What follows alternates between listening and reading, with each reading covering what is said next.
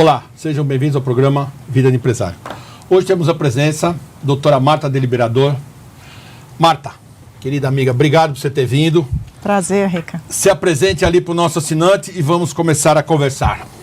Então, eu sou advogada há 26 anos, trabalho com empresas familiares há 20 e, enfim, cuido de um patrimônio, minha especialização é em tributário, mas como a gente entra na empresa familiar e acaba cuidando um pouco de cada uma das pessoas, você vai entrando no coração da empresa. Então, eu me especializei, apesar da área tributária, em cuidar do patrimônio da empresa de uma maneira geral, né?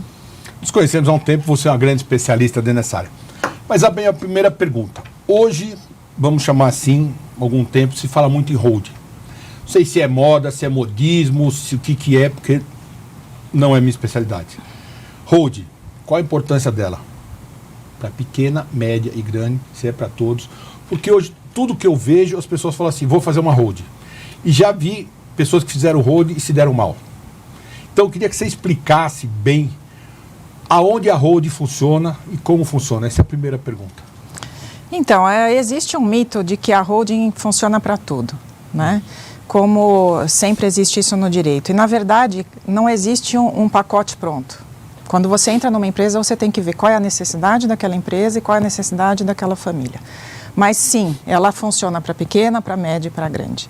Não importa o tamanho do patrimônio da família. Se eu tiver 3 imóveis ou 300 imóveis... Não, se você tiver 2 imóveis, né? Mas você tem 2 imóveis e 3 filhos, pronto, você já tem um problema. Então, o que a gente precisa resolver? Quando as pessoas falam em proteção patrimonial, na verdade, você não está querendo ludibriar um imposto, o Estado ou um parente próximo. Você simplesmente quer preservar um patrimônio que foi construído ao longo do tempo. Então, quando a gente constrói uma holding, o objetivo é você proteger esse patrimônio.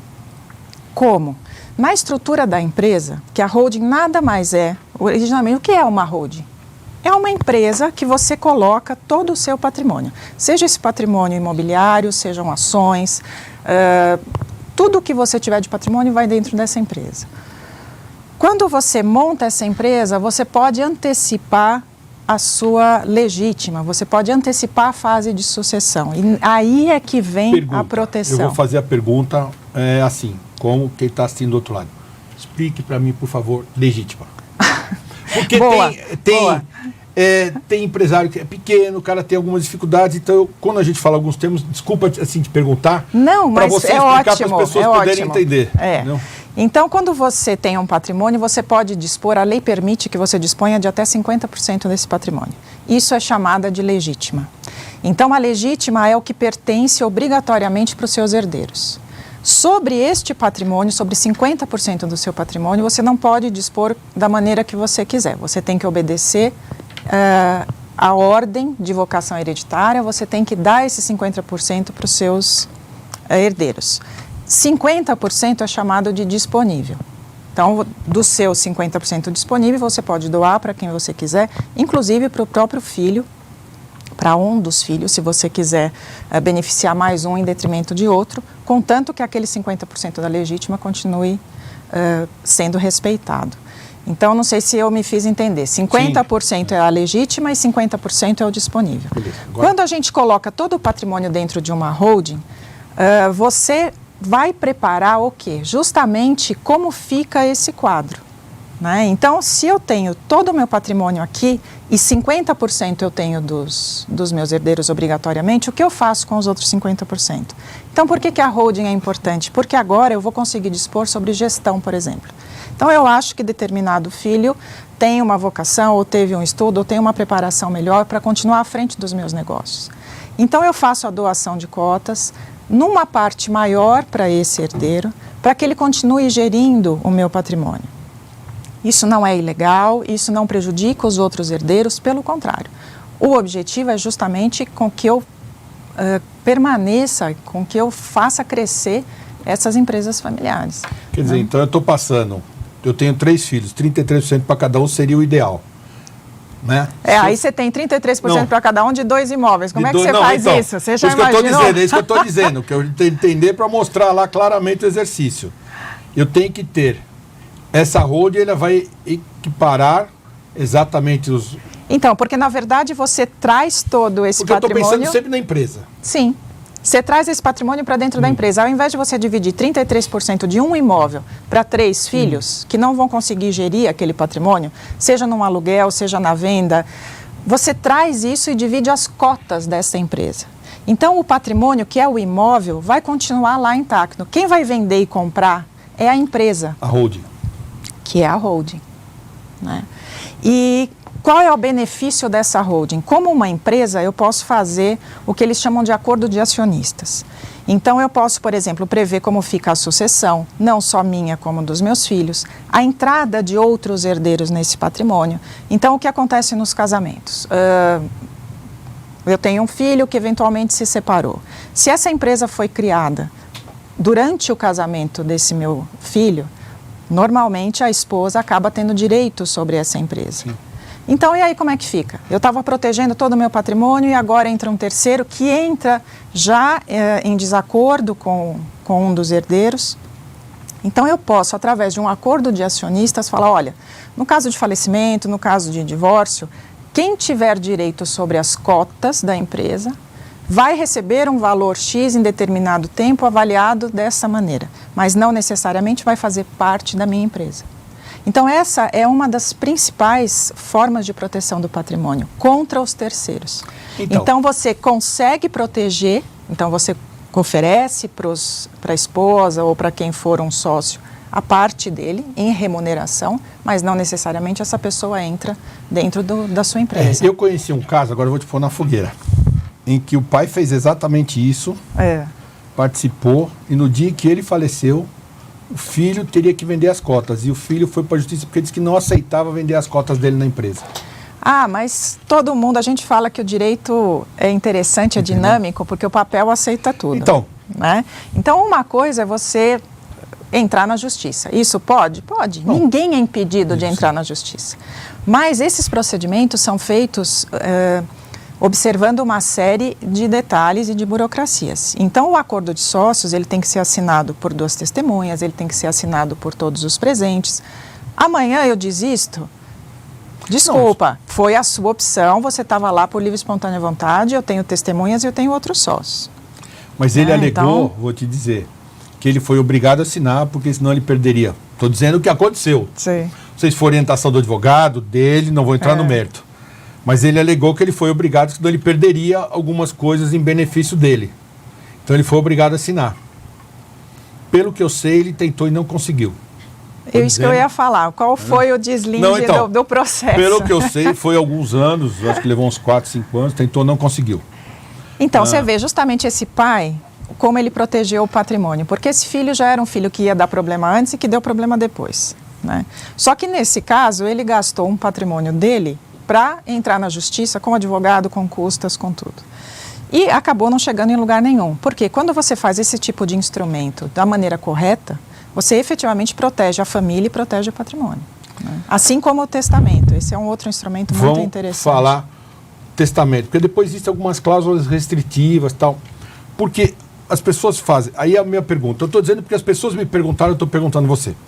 Se eu faço holding, necessariamente sou obrigado a fazer testamento? Ou se eu fizer testamento, eu não preciso fazer holding? Não, eles não estão interligados. Uma coisa não tem nada a ver com a outra. Então, explique, por favor. Né? Você vê que o negócio está bravo hoje pro seu lado. Não, mas é que tem muita... Essas dúvidas suas... Porque as dúvidas tem bastante. Sim, são que eles me perguntaram é muito exatamente. Interessante isso. Porque as pessoas falam assim, eu vou fazer o testamento, não preciso fazer a holding. Eu não sou especialista na área. Eles me perguntam, falam, olha, eu tenho que perguntar. Então é bom eu perguntar para você aqui, porque eu mostro o vídeo e falo, olha... Tá, então, na verdade, no testamento, eu vou dispor do meu patrimônio, só que dentro da minha pessoa física. A minha última vontade, ponto. E dentro da minha pessoa física, eu não tenho uma empresa criada. Né?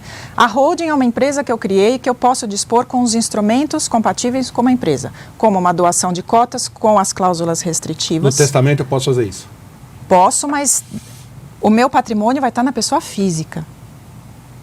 Então, assim, eu vou doar um imóvel e não as cotas. Sim. Né? Então, lembra que você comentou, eu tenho os 33% de cada filho. Então, aí eu vou ter que obedecer todo um percentual. Nem sempre eu consigo, com 2 imóveis e 3 filhos, dispor isso de uma maneira que todo mundo fique contente. Né? Eu acho que numa der, você nunca vai conseguir agradar todo mundo. Todo mundo, Nunca. Exatamente. Mas quando eu estou dentro de uma empresa, eu tenho um equilíbrio maior. Até porque o rendimento desses imóveis, o fruto desses imóveis, vai ser dividido de maneira igual entre todos. Então, é uma maneira até de você proteger a família. Quando você faz isso dentro de um testamento, eu posso? Posso. Só que eu vou ter que dividir um imóvel entre 3 filhos. E nem sempre, como o exemplo que você me falou, tem sempre sempre é difícil, mas tem um filho mais encrenqueiro, tem um filho que viaja, tem um filho que tem um casamento que é mais problemático. Às vezes eu acho que o problema maior é o travesseiro.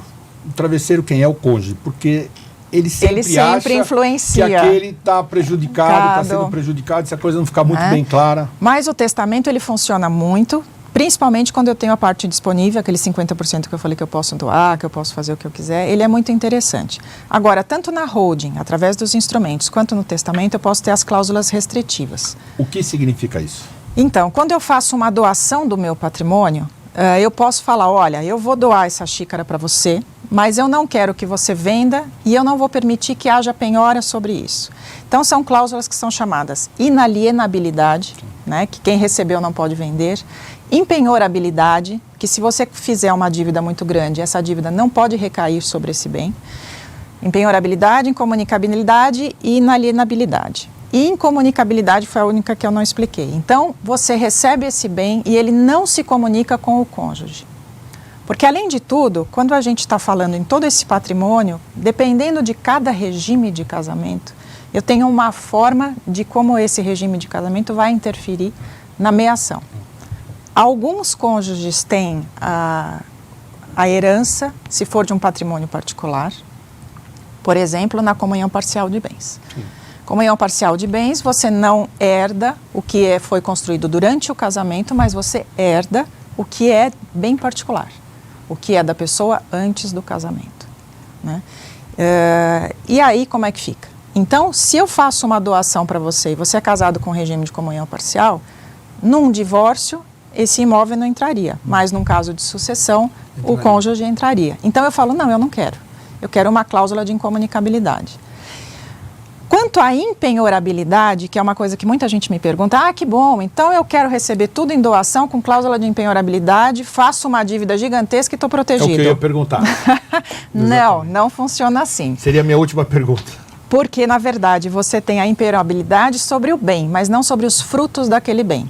Então, vamos supor que isso seja sobre uma holding, né? Então, ninguém pode penhorar as cotas, que é uma coisa comum quando a gente tem hoje um devedor, pessoa, sócio de uma empresa, você penhora as cotas daquela empresa. Isso fica proibido, mas eu posso penhorar os frutos daquelas cotas. Então, a divisão de lucros, a divisão, enfim, que você tem ali, todo mês eu posso ser penhorado, mas o bem é mantido, é preservado, tanto nisso no testamento quanto na holding. Marta, você vê que foi rápido. Mas tem muito assunto. Eu sei que tem muito assunto. Foi 15 muito minutos, superficial. 15 minutos é uma coisa muito rápida. Eu quero te agradecer de coração. Acho que era uma dúvida que as pessoas tinham. Muito obrigado, querida. Obrigado você. Você é uma grande amiga. Quero te entregar o livro. Que bom. Obrigada. Você, com certeza, nós vamos voltar porque o assoto é muito interessante. É gostoso. A gente vai conversar bastante. Obrigado. O seu e livro é sempre rico. Se você quer ver este e outros programas, veja pelo nosso site e deixe o seu like. Muito obrigado e até a próxima.